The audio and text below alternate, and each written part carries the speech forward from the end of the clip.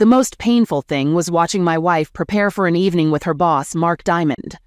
She wore desirable clothes and spent a lot of time on makeup and hair, and put on a dress and high heels I'd never seen. I felt betrayed, jealous, and angry. She did all this for Mark, not me, while I worked hard to provide for our family. It was confusing. Our bed life was great, and Jessica was always attentive and open. After 20 years of marriage, I trusted her, except for that one night a month ago at her company's dinner when Mark paid too much attention to her. There was a smirk when he looked at me after dancing with my wife, giving me a hint. For some reason, a bad feeling bothered me, and it got worse when I told Jessica the next day. Her defense of Mark confirmed my suspicions. Late meetings and missed lunches suddenly became a red flag that I needed to address immediately. The more I thought, the angrier I became. Jessica is Mark's personal assistant, and Mark is the managing partner of a prestigious law firm. He loves flaunting his success with expensive cars, jewelry, and his young trophy wife, Stella. She was a 30-year-old, extremely desirable girl he exchanged for his ex-wife of 20 years. Mark likes making jokes at other people's expense, and I remember him making fun of my work on one of our walks. I sell screws and fasteners to large retail stores. It's not a glamorous job, but I made over $200,000 a year, providing a good living for my family. I gave Jessica everything she wanted and paid for our daughter Sarah's college education. She was now in her second year. We live in a pleasant community with good friends and a comfortable lifestyle. I wasn't a power broker and didn't make $1 million a year like Mark, but we were happy, or so I thought. The night he ridiculed my work in front of my wife and others stirred my anger. It wasn't just his arrogance that bothered me, but also the fact that my wife defended him after he humiliated me. Regarding the question about my work at Home Depot, he asked, "So, Johnny, how's it going with the nuts and bolts? It must be fun working at Home Depot every day." Upon witnessing Jessica's laughter, my blood boiled, prompting my silent departure. To her credit, Jessica approached me and inquired about the issue. Upon explaining, she attempted to downplay it. She remarked, "Oh, baby, he's just kidding. He loves to have fun. You shouldn't take everything so personally. Come with me. He's a really good guy." Against my better judgment, I stayed at dinner. Looking back, I realize I should have seen the signs, but now I may have missed some red flags. I'm not a fool, and I wouldn't sit quietly. I can understand why people are attracted to Mark. He's the alpha, the big, strong, good-looking man, the wealthy partner everyone wants to be around. Jessica was his closest ally at the firm.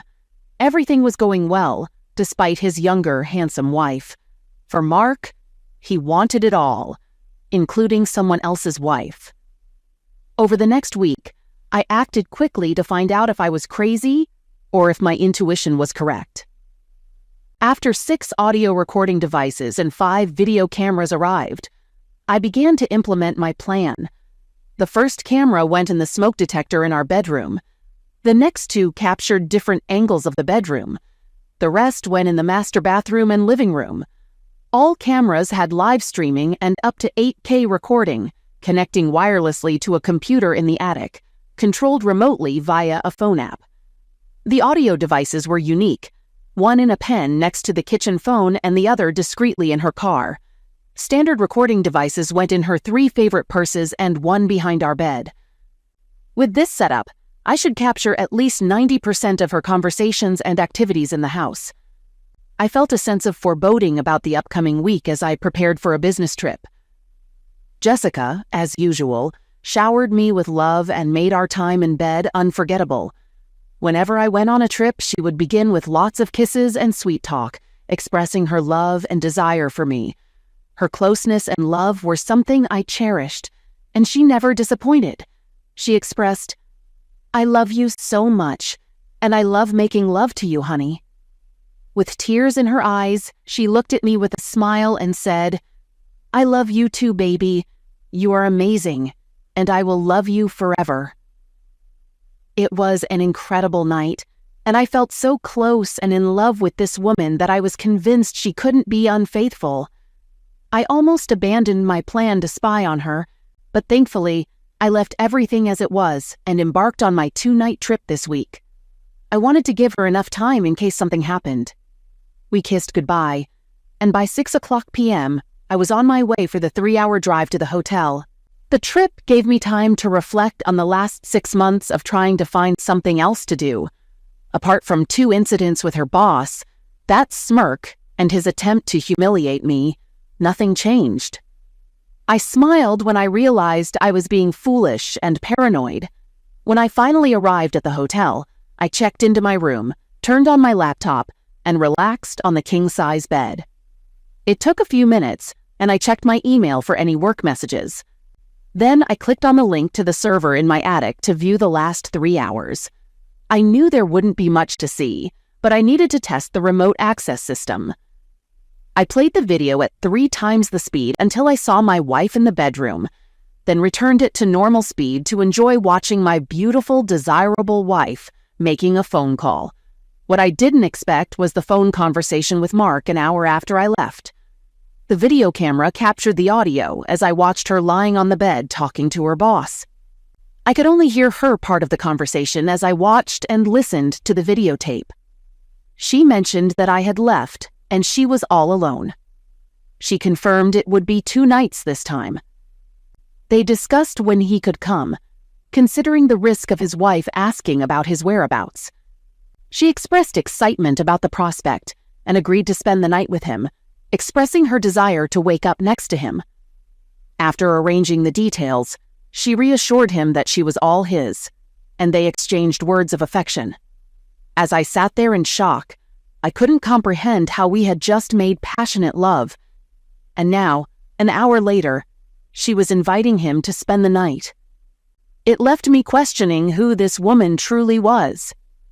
How could she profess love to me and betray me moments later? The unsettling question lingered. Is he coming tonight? For the next hour, I watched my loving wife prepare to meet her lover. Watching her shower, put on desirable lingerie, high heels, and makeup after spending 30 minutes fixing her hair was both painful and erotic.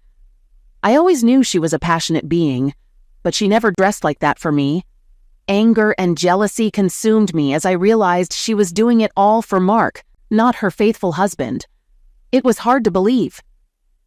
The question of whether Mark would come over tonight was soon answered when the doorbell rang.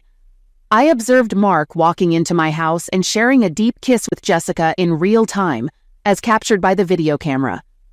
I took a close-up of their kiss, an image that caused me to vomit for the first time that night. He complimented Jessica, remarking, "Wow, baby, you look amazing in that dress. I can't wait to rip it off your desirable body and make love to you all night long," with a wide smile directed at her. While their exchange fueled my anger, it transformed into unbearable pain when I witnessed her taking his hand and leading him into our bedroom. The pain intensified as I watched her undress him, revealing a man with a robust physique and 6-pack abs. As I observed this scene, a mixture of jealousy, rage, and anger consumed me, yet a peculiar sense of admiration for their audacity emerged.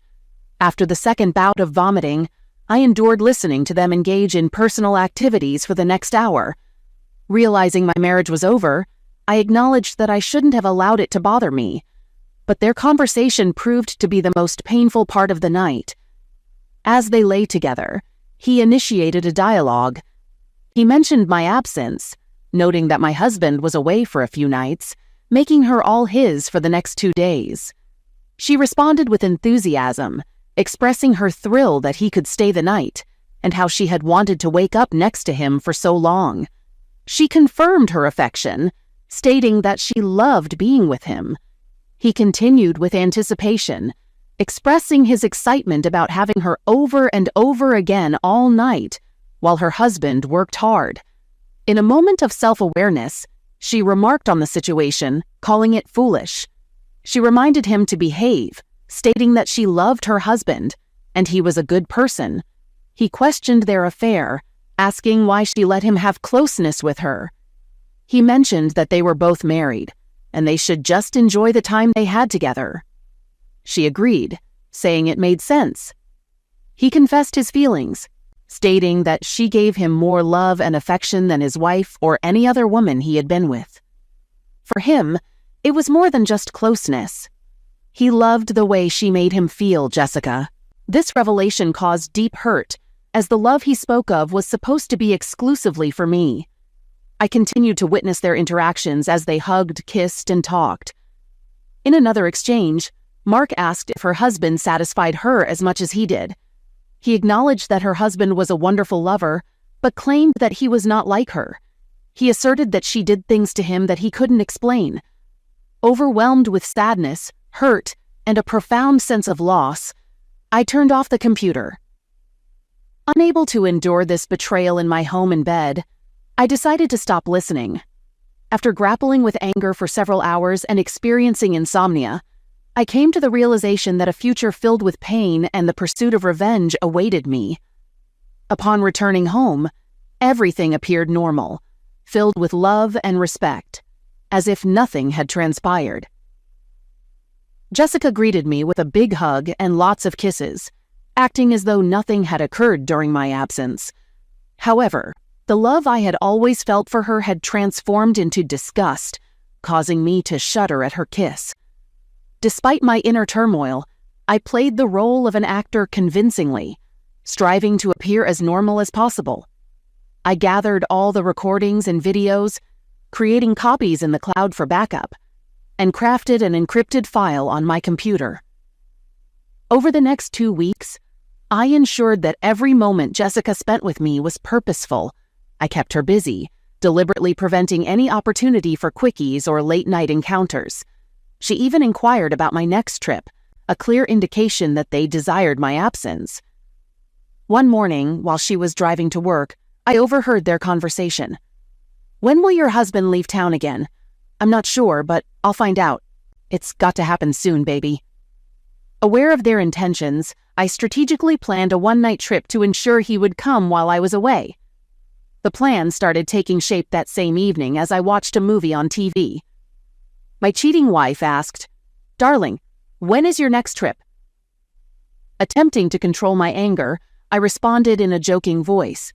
"Honey, are you trying to get rid of me? Do you have a secret lover who comes when I'm not there?"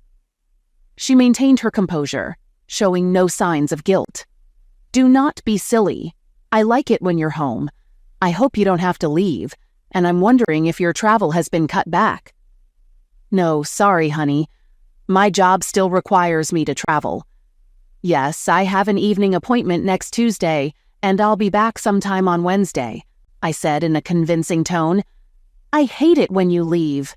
I wish you didn't have to travel like that. I miss you so much when you're gone." She then came over, hugged me, kissed me deeply, and made me feel more love than I can explain. Upon realizing that she was giving the same love to another man, I felt an intense urge to scream and throw her to the floor.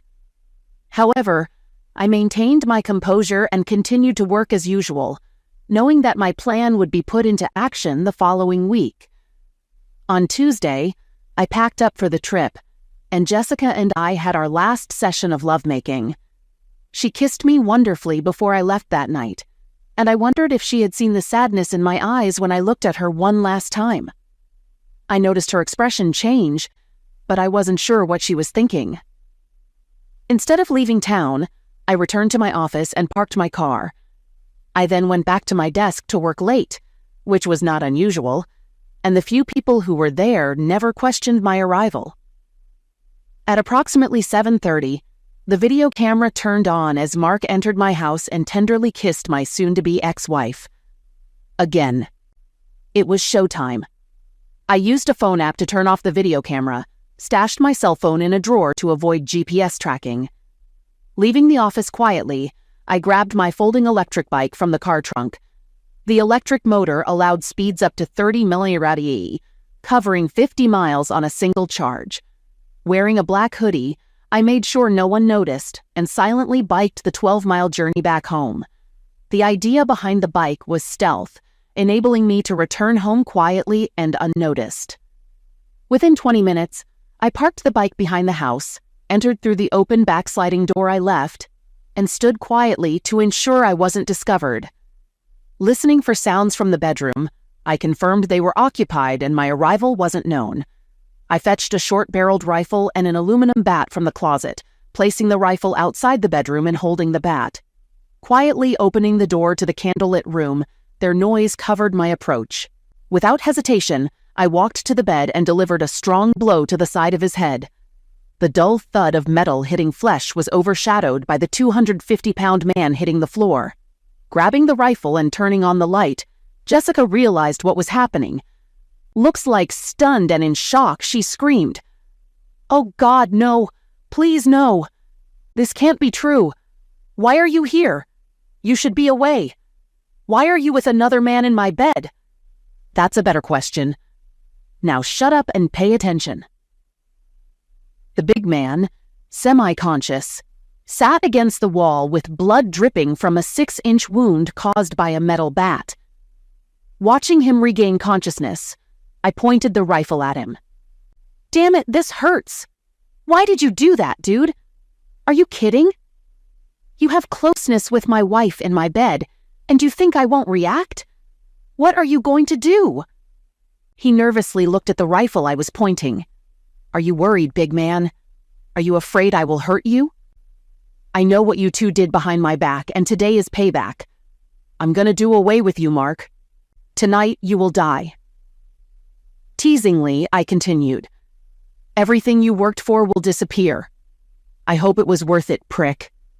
Dude, if you do away with me, you're going to jail for the rest of your life. To hell with this. We will all die tonight. How does that sound?" Idiot. I wanted to put the fear of God into both of them, with no plans to do away with. Their fear excited me. Jessica was crying, curled up, trying to cover herself. "Baby, please don't do anything stupid. I love you, I really do. Put the rifle down and let's talk about this." With an evil grin, I pointed the rifle at her. "Shut up. This is because you wanted adventures outside of our marriage. Whatever happens tonight is all your work. They knew they were in trouble and had to calm me down, or I would injure everyone." The rifle had custom-made loads with 25% salt and 75% capsicum oleoresin, pepper spray. I aimed to cause pain, maybe damage, not to do away with. Though I had no intention of going to jail, I wanted to seriously scare them, making the emotions last. After Big Mark recovered, he tried to rush at me, and I unloaded the first round. The explosion was loud, his screams louder. A few minutes later, as he sat writhing in pain, bleeding, I explained the plan.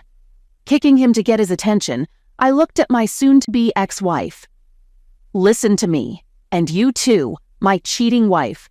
I'll leave in a few minutes, and you take this loser to the emergency room before he bleeds out. You won't call special services. You'll take him to the hospital in your car. You won't tell anyone how this happened or that I was involved. If any of you say I was involved or knew about your infidelity, the collected video, audio, and photos will go public. Don't fire my ex-wife. She'll need her job after the divorce. If you come after me or she refuses the divorce proposal, everything comes out. Get him to the hospital before he bleeds. And remember what I said." I left the same way I came, fixing the lock and closing the door. I put the bat and rifle in a bag, slung it over my shoulder. Quietly leaving the area, I threw the bat and rifle into different parts of the river while riding my bike back to the office. I removed the surgical gloves and threw them away upon returning to the office. I stored my bike in the car and returned to my desk by 9 a.m. After that, I set off on my trip, bidding farewell to some IT co-workers burning the midnight oil. To everyone's knowledge, my car never left the parking lot, and I stayed at my desk all evening. Accusations would be their word against mine with no proof if they ever pointed fingers. Mark had surgery. He had to shave his head for 18 stitches due to a concussion. According to his story, he last remembered walking home with paperwork to his personal assistant before ending up in the hospital. He told the police he couldn't recall seeing anyone or being damaged, choosing to stay silent, aware that I could injure his life and career. Jessica was extremely upset and didn't utter a word about the incident. All she mentioned was hearing a shot. When she went outside, she found Mark lying there, and she rushed him to the hospital, thinking there wasn't time to wait for an ambulance. Neither could explain why he was undressed, and both stuck to their stories. Mark's wife doubted him, causing significant problems. I spent the afternoon removing surveillance equipment, uploading everything to an encrypted cloud server and tossing the equipment away. Any remaining evidence of their affair was now inaccessible in the cloud. Around 6 p.m., Jessica entered and found me in the living room with a bottle of my good whiskey. I sat quietly as she faced me on the couch. She looked shattered and sad. I had never seen her like this, and for a brief moment I felt sorry for her. With tears in her eyes, she couldn't bear it and tried to explain everything. "Johnny, what you witnessed was bad, but you need to know I wasn't in love with him. I know it seemed that way, and it must have hurt. But you know me. After closeness, I need connection. It was all for you, baby. When you left, I hated being alone, and Mark kept me company. And yes, it got passionate, but it was just closeness. You have to believe me." My mouth hung open in amazement at the incomprehensible excuse she made. "Jessica, I heard your explanations, and despite you saying those words of love were meant for me, I can't help but believe they were for Mark. It's over, Jessica. 20 wonderful years wasted because of your boss and your infidelity. We both have to live with your actions forever. Thanks for the pain and suffering you caused me. I'll always cherish it," I said sarcastically. "What do we do now?" she asked, tears streaming down her face. "Well, we're finished with you. I'll never understand how you did this to me or why I'll have to live with it forever. There's no way I can forgive what you did. But I'll keep my promise and not expose your infidelity. Sarah and your parents will never know they have such a woman instead of a mother and daughter. You'll have to explain why we're getting a divorce. But I warn you, don't make me the villain. If you do, it will end badly because I'll make sure everyone knows you're nothing more than a cheating adulteress.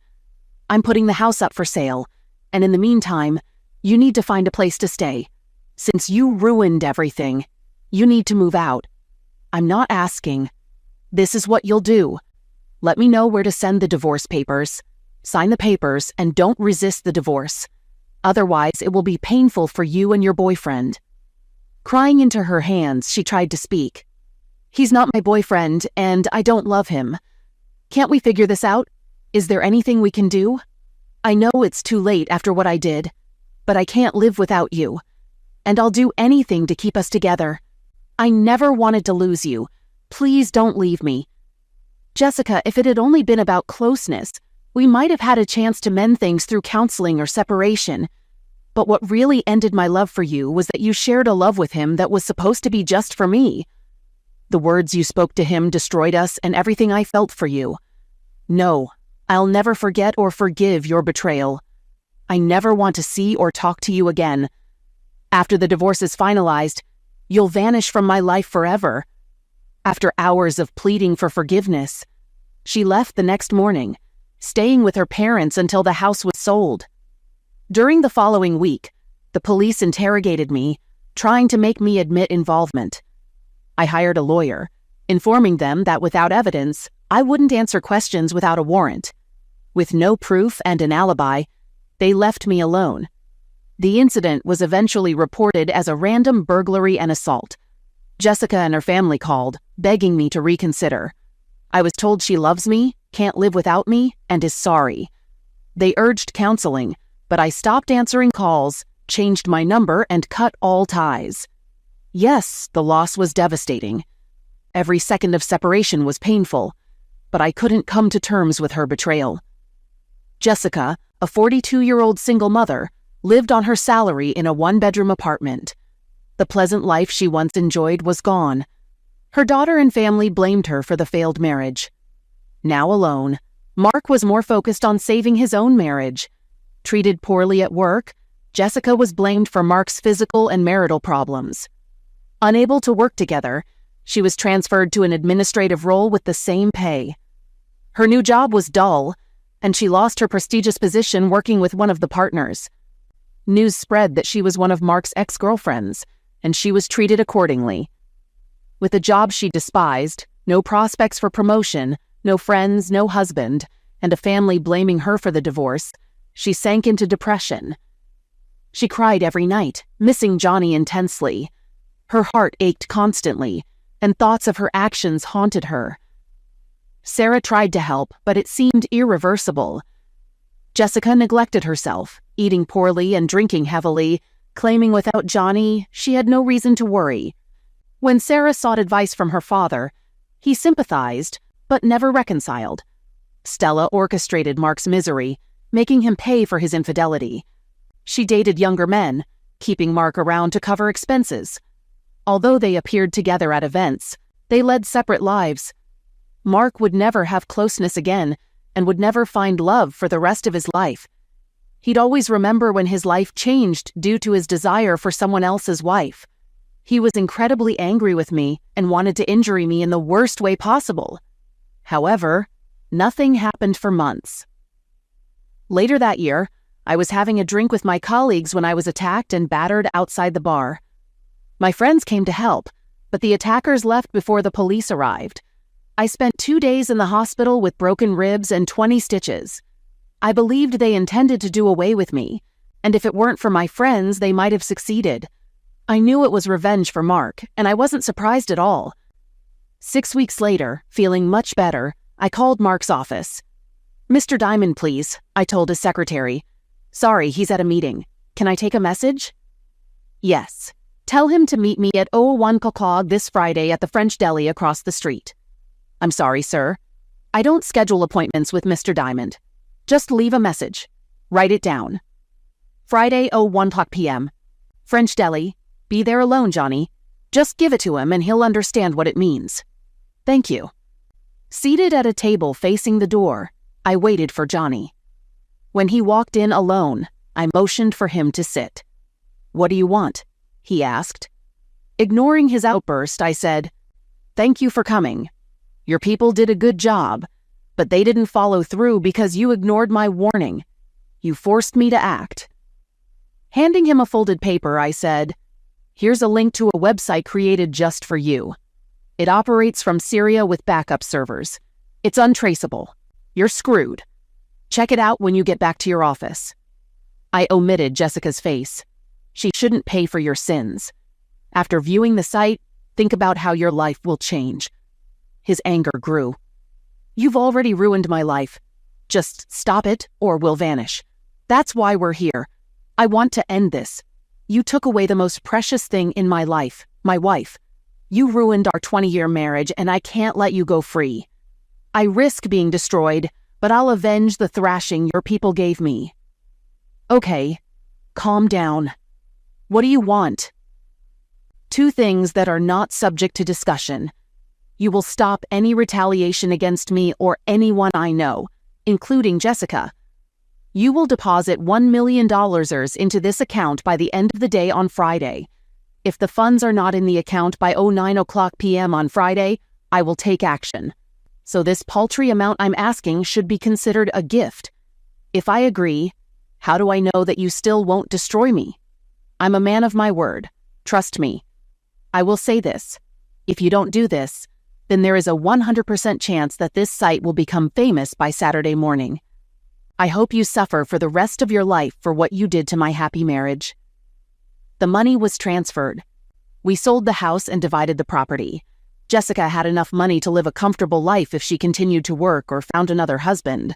Mark kept her working as part of our deal, but they were never close again.